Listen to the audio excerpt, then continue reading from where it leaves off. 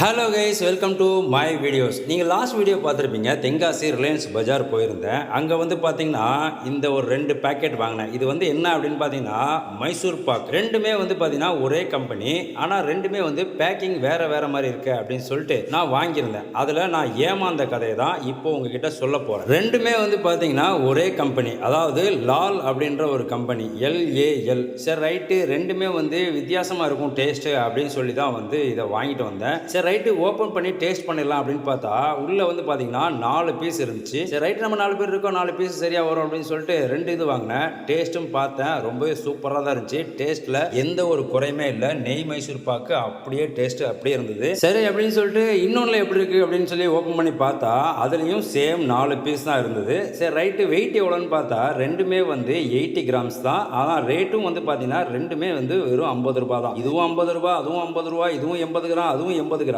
ஏன் இந்த மாதிரி பேக்கிங் பண்ணிருக்காங்க அப்படின்னு சொல்லிட்டு நல்லா யோசிச்சப்பதான் தெரிஞ்சது இது ஒரு பிசினஸ் ட்ரிக்ஸ்.